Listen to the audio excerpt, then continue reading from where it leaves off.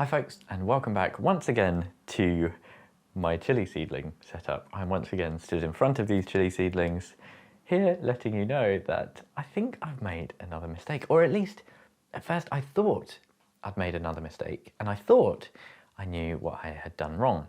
But in fact, after a little bit of thinking about it, I actually don't quite know what the problem is. But let me show you what is going on. You might think at first, hey, look, a tray full of healthy little chili seedlings. But when we look closer, you look at this one here, and they look pretty healthy. This one's starting to get its first kind of true leaves, second true leaf coming on. It's also got 3 cotyledons, which is always an interesting little abnormality, but I'm getting sidetracked. The point is, this is now about 30 days old. This is a 30-day-old seedling, and a 30-day-old chili seedling should look a little healthier than that. It should have basically put on a lot more growth. And I'm imagining what is going to happen is the same is going to be true for the rest of this tray. The cucumbers, interestingly, seem to be doing okay. The melons have become weirdly leggy. I think they just need a lot more light than the rest of the kind of seedlings in here, but that's fine. They were just a bit of a gamble, really. But what's the plan? What am I going to do? Well, I think there's only one thing I can do, really. And that is, I think, to change the compost that these guys are in. Now, originally, I was casting my mind back to last season, where I had a very similar problem that started with my brassica seedlings. They were some of the first things that I sowed in the greenhouse. And one of the things is that when you have slow growth across a whole tray, you don't necessarily notice it because everything is growing equally slowly, taking a really long time. If it was, one pot that was growing slowly and everything else was racing away, it would be fine. But this is one of the reasons that kind of Discord and Facebook and kind of communities where people talk about veg growing, Potty Mouth Garden Club, our live show every Monday night, that kind of stuff lets you know what is going on with other people's plants. And that is what's made me realize my chilies are going a little bit wrong.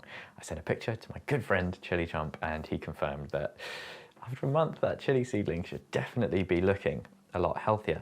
And like I say, last season I had this with my brassicas, and originally I thought I had used the same compost that I used in my brassicas. And I went back through my videos trying to figure out what composts I used, and I didn't say because I think I was scared of upsetting the compost makers. I don't know, maybe I thought I was going to get sued or something, but I think it was originally like Wix peat-free compost, and I think that was doing really badly for me. So what I did is a big bulk order of New Horizon peat-free compost. And I re-sowed some of the things into that, and they did okay. I used some of that in my pots as well, and once again, it wasn't the most amazing compost, but it was okay, and it was definitely better than the Wix peat-free stuff I was using.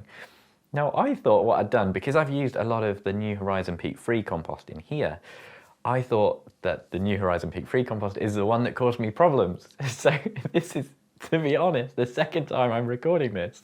The first time I recorded it, I was rubbishing New Horizons and saying, I can't believe I've used it again after it gave me so many problems. But in fact, it wasn't that. I don't think it was that. But I do have some other compost mix. We did a big bulk order for the raised bed in the back garden. And I've got that composted manure as well, really well-rotted manure.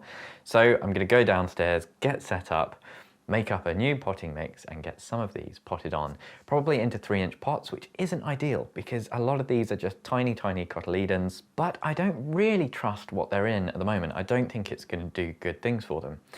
It could be that it's not a compost issue, but I don't think it is. They've got good airflow here. This is the warmest room in our house. It's normally around 19, 20 degrees. They've had the heating under them with the propagator. I'm using rainwater. They've got nice airflow with this fan. I might have said airflow twice, but I think it's probably a compost issue. So like I say, we're going to go downstairs to the big table, get set up and get some of these little tiny seedlings potted on. They are really cute at this stage. I like it when they're just tiny little babies. So I thought I had everything ready, and I'm missing quite an important part of this next step, which is pots. I have no idea why they're not here, but I think they're all at the allotment, so we've got to take a little trip. God, this is so blooming annoying. I cannot believe this. The weird thing is, right, like, I have no idea why they would be at the allotment. because I always pot them up from the modules into those small ones at home. They kind of stay in the smaller 3-inch pots at home until I then pot them up into kind of 2 litre-ish at home. Why are they all at the allotment? But I do have a sneaking suspicion I remember them being in the greenhouse, but we'll find out, won't we? Please be in here. I mean, that's some, but that's definitely not enough. There's a couple more down here. There's some scary spiders around. I can't believe it. I've had a proper good look. I've pulled out every... Oh my god. Oh my god, can you see my head torch? It's like flickering like I'm literally in a horror movie.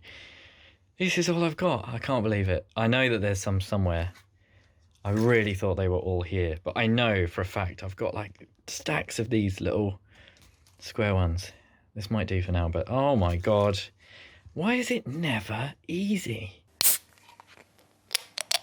I just have, honestly, no idea where all the pots have gone. I know for a fact I've got more than this and this, because I've grown this many chilies before, and in fact more. But well, I'm just going to soldier on with this, do what I can. I'll be able to do an awful lot.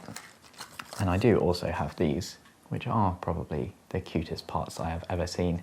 And what I'm going to do with these ones is put the seeds that haven't yet germinated in here. There's a few, most of the non-chinense have germinated, but there's still 1 or 2 chinense varieties, and I just want to be able to get them under a propagator. I just want to be able to get them with some heat under them in the hopes that they still germinate. There's my Kang Star Lemon Starburst, which I'm really hopeful about, and there's a couple of others, the 7-pot Primo as well. I've only got 1 plant that's germinated. So yeah, I'm going to put a podcast on, I'm going to have a beer, I'm going to relax, and while we're fast forwarding through that, I'll show you what potting mix I'm using. So I like to put a little bit of feed or kind of fertiliser in my potting mix, but not too much with chilies. And I actually made a mistake here. I started using this pelleted feed that I got from Westland. It's a Groshaw mix, and it's nice all-purpose stuff, but I realised these pots are going to be really small, and actually these pellets probably aren't going to distribute very evenly. So I actually replaced this with bloodfish and bone, which is what I normally use. You can see it on the top there. Then on with the perlite. This prevents compaction, aids with drainage as well, which is really good for chili peppers. And then a little bit of vermiculite as well, which just aids with water retention mostly. And the main thing I've done here differently is I've actually sieved this mix, so you can see how nice and soft and pillowy it is. It's 80% compost, 20% well-rotted manure, and like I say, it's all been through the sieve. The actual repotting, it kind of went okay, and in a second you'll see me pick up my phone and start watching some of my old videos, because this is where I realised that it wasn't New Horizon peat-free compost that did me dirty last year. And actually, I realised that I'm not sure what has gone wrong. But the actual repotting, it went okay. The more mature super hots, they were really well established, came out in nice clumps with the module. But the things that only germinated about a week ago, obviously they came apart from the soil. And I'm a little bit worried that I might have done some damage to their roots. So the seedlings have been potted on, half of them anyway. I've still got a tray here, and I am a little bit worried about shelf space. I've got quite a nice big shelf here, but my grow light itself is quite a compact one. I've got this mainly for the seedling stage, and normally when I pot on, my plants are a lot more established. They've got their 2 first sets of true leaves. That's normally when I would pot on from a smaller module into a full kind of 3-inch, 7cm pot. So this is all very early, and I think we've just about got enough space to make it work. I can raise this up and increase the brightness, so that should be okay. But there's 2 reasons why I've still got this tray.